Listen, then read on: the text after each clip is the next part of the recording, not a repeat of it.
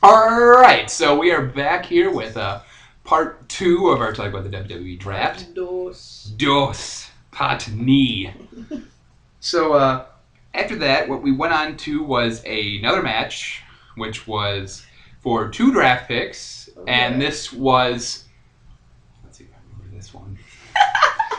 It was Rey Mysterio versus Wade Barrett. Oh, that's right. Rey Mysterio versus Wade Barrett.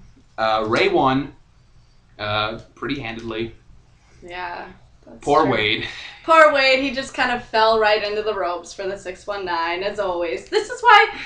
I'm going to go into a slight rant here. This is why I have issues with Rey, just because his finishing maneuvers, they always look so awkward. I just randomly tripped into the ropes. I've fallen into the ropes. Oh, no. Whatever will I do? I mean, when it works, it looks great, but most of the time it just looks so staged. That's my one issue with him. I don't know. Watching a Rey Mysterio match is essentially you're just waiting for the stagger into the ropes for the 619. It's very predictable. It's very awkward for me. That's why I have issues with it. It's kind of like any Randy Orton match you will see. You're just waiting for the RKO. Waiting for the RKO, which now they at least attempt to kind of fake you out. Yeah. It seems like it always gets countered once, and then the RKO out As much of a fangirl of him as I am, he needs to tweak his moveset a lot more. He's getting pretty predictable. He's added the Olympic slam. It's a starting point. Even his promos are still pretty dull, although there was some shining light some hope. On SmackDown. All right. So anyway, with the draft picks, we had 2 draft picks for Raw. The first of which was the Big Show. Yay. Another big guy. I guess, here's the thing, well, Big Show is the tag team, one half the tag team champion, so he can appear on both shows anyway. Yeah. But, I don't know. Exciting. I mean, with Show, he's coming to the end of his career. He brings in some comedic relief. Yeah, he brings in comedic relief. I think he has, I guess the feud with him I can see is I can kind of see a feud with Miz. That might be ruined here because they are former tag team partners in Show Miz. That's true. That could be good. There could be a feud there. One last feud for Big Show. That would be fun. Yeah, I like Big Show. He's a fan favorite. Yeah. Even when he was a heel, he was still pretty... He was still fun. Everyone loves Big Show. Yeah. Anyway, the second pick to Raw here, and this was the one that probably... The second biggest pick of the night at the end of it, after the Orton pick, was Alberto Del Rio to Raw. Ooh, this one was interesting to me, considering he's got that feud building up with Christian. We thought he'd get the slow burn with him. This kind of goes into our predictions for Extreme Rules, but I don't know. I figured they'd at least draw out a few pay-per-views between Christian and Del Rio, so now I'm wondering how that's going to work out if they're across 2 different brands. Yeah, I'm wondering about that. And also, you got Del Rio in the World Championship match at Extreme Rules for the World Heavyweight Championship against Christian, which is the SmackDown title, and he's on Raw, which creates kind of a predicament. Yeah. Well, I mean, of course, Cena's on SmackDown, and he's in the Raw match, which we'll just talk about that right now. Yeah. The 8th pick was a 6-man tag match. You had it was a good match. It was a good match. You had Mark Henry, Christian, and John Cena representing SmackDown against CM Punk, The Miz, and Alberto Del Rio for Raw. And, I mean, it was great. It looked like Cena was going to win. He was starting 5 moves of doom on Miz. All of a sudden, Mark Henry heel turn. Oh my gosh, out of nowhere! Mark Henry gets the heel turn. It's probably for the best, considering he doesn't really have too much charisma going for him otherwise. And a guy like Mark Henry, big guys like that, I just think a lot of them work better as heels. It's true. They're a lot more, they can be like the intimidating monster heels. Yeah. I think Mark Henry's going to get one... He's getting up there. He's gonna get I think he's getting his one final push. Well, on SmackDown, he does have that opportunity, considering they don't have a lot of heels on there right now. Well, they have heels, but they don't have the clearly defined main event heels on SmackDown right now. So it's gonna be interesting to see on SmackDown who's gonna step up and take that main event heel role. Ooh, I'm hoping for Rhodes. I think Cody Rhodes is gonna be I think he's gonna get the first shot at it. I hope so. So anyway, he has a lot of potential, but anyways. So the match ends with Raw winning after the Mark Henry heel turn. And the pick is John Cena to Raw. Seriously, guys? Way to take the Seriously. wind out of our sails. I high-fived people at the beginning of this show. I had to take it back. I wanted to cry. And it's not that I don't want Cena on Raw. It's just the fact that it was drafting Cena twice. You're playing with my mind. You had 2 wasted draft picks that could have been for some of the other people who were taking the supplemental draft. That's very true. There are a couple guys who are taking a supplemental draft who are big names, in my opinion, and they made the move. And I think they could have got a lot of rub from having that TV time and being drafted on TV, but they had to fake us out. They had to troll us. They had to fake us out with Cena. Not cool. Not cool, Vince. So anyway, Cena's back on Raw. Yay. Less reason to watch Raw. Yay. Okay. We'll probably do a video at some point where we very much get into our opinions on John Cena. No. I don't hate John Cena.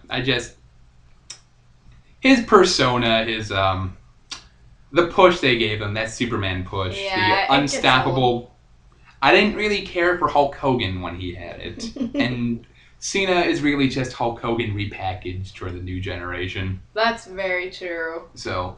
Yeah, I would agree with that. I think the only way he'll win me over is if he turns heel, which, is a pipe dream at this point. Well, now we're going to move on to the supplemental draft, which is, this happened on WWE.com, and they managed to stretch this out for 4 hours. I'll take your word for it. I was working, so. I came back after class. I came back about an hour and a half into it, and they made about, 6 or 7 picks. They ended up making, 22 picks in the supplemental draft. So there were 30 picks overall, which when you count Cena twice, that's 28 wrestlers changing brands. That's a big deal. Oh yeah, they really did shake things up. Which is exciting. I'm excited for it. And some of these picks were really, really good, and I see a lot of potential in them. Example, the first pick of the supplemental draft was Daniel Bryan to SmackDown. Thank you, Jesus. We're big Daniel Bryan fans. Yeah, definitely. All the technical wrestling. I want more of it. Let's see some wrestling on a wrestling show. And I think that's what the move to SmackDown's going to do. Because what I think they're kind of trying to do is I think they're trying to turn SmackDown into the wrestling show. Where they have put a lot more focus on the matches and giving guys consistently, the 10-minute matches. So they can really show their stuff on TV. And then you're going to have Raw, which is where you're going to have a lot of promos, a lot of storylines. We can still get our It's going to be the soap opera. Raw is going to kind of be the soap opera of the shows, and then SmackDown is going to be the wrestling show. Let's hope so. For Daniel Bryan, I always said, if you put Bryan Danielson in a match with anyone for 10 minutes, I will. He'll put on a show, no matter who you put him with. He can drag pretty much anyone through a decent match. He'll steal the shows a lot of the time. And if you get in a match with a good or right opponent, it's good. They steal the show. This is a random tangent, but when I went to No Bragging Rights, long time ago, his was the opening match with Ziggler, and that was the match I remember the most from that entire pay-per-view. So he's got some of that power. Oh yeah, I don't know if he doesn't. He's very raw on the mic yet. I don't think he's going to be a main eventer. Almost. I mean, main eventer per se, because he needs to work on his mic skills, but he's definitely. I think he's the face of the mid card for SmackDown. Oh, for sure. It's definitely. I can see him getting. I can see feuds with Wade Barrett very nicely because he had that Nexus connection there, and yes. he can really. If you can give him the mid card title, which is kind of what they wanted, which is what they tried it on Raw, but being that Raw is kind of the live show and it's got all the soap opera aspects to it. Putting him with the Bella Twins wasn't the greatest move either. That kind of dragged him down. He was getting a lot of pop before then, and then when they stuck those two with him, he just became like any other dude. Well, this is one of those things where I'm really glad that there were a couple people who really needed to switch shows. Yeah. Daniel Bryan was one of them, and I'm really glad that they ended up doing it. I would have liked to have seen it on TV, possibly without the John Cena move. Well, they're so bent on, giving him airtime and not showing other wrestlers the light of day, so let's just be thankful he's going to SmackDown. All right, so the second pick of the supplemental draft, which was the 10th pick overall, was Jack Swagger to Raw. I don't care. I like Swagger, pretty much. Really He's been on... I think Swagger has potential. I think they can turn... I think a Jack Swagger face turn That could would be happen interesting. possibly. I mean, I could see him turning on Michael Cole. Yeah, I do see that. That's a good prediction. Either that or they want to keep him heel. I guess Cole will become his Bobby Heenan, I guess, and his big guy who pushes him. Or at least he can wrestle, though. Yes. I like Swagger. I hope they do something with him on Raw. I don't want to see him really get completely lost in the shuffle. But well, he's got to find his charisma if he's going to get anywhere on Yeah. Raw. Since Raw is deemed pretty much the soap opera show. I don't know. I wonder how much the lisp kind of affects him there. Yeah, I don't know. I haven't really heard him give too many promos. He's had Michael Cole speak for him on most occasions. That's another reason why they put him with Michael Cole, because Cole can do the talking. Yeah, he can get the heat for Swagger him. has that wicked lisp. Yeah, special. Which, yeah, special. Not Dragon, because I mean I understand, but when you're trying to cut a promo, it can be a bit rough. Yeah, it can throw you out of the experience. All right, so the next big supplemental draft was the 11th pick overall, and that was the Great Khali to SmackDown. It was inevitable because they're not going to have Khali and the Big Show on the same show. Yeah, that makes sense. Enough said. Enough said on that one. Pick 12, Jimmy Uso to SmackDown. Cool. Oh God, they broke up the Usos. Oh, I wonder what's gonna happen. Well, you never see them on Raw anymore, so chances are maybe they'll get some screen time on SmackDown. 13, Kelly Kelly to Raw. I like Kelly Kelly. She's a very, very lovely looking lady. She's pretty. But I pretty much know why they did it, and it's because Kelly Kelly is going to be the first person squashed by Karma when she comes in. Yeah, she's the Barbie doll. She's the Barbie doll, and the whole thing has been Karma destroying all the Barbie dolls. So yeah, and they need a good face diva to get squashed by Karma. I think that's what they're trying. And that's to what do. Kelly Kelly is right there. So Kelly Kelly will be destroyed. I hope so. For I want to see the destruction of the divas. I want to see Karma come in and just tear through everyone. Oh, I've been waiting for this moment a long time. We've been waiting for someone like her. Yeah, I'm going to mark out when it happens. All right.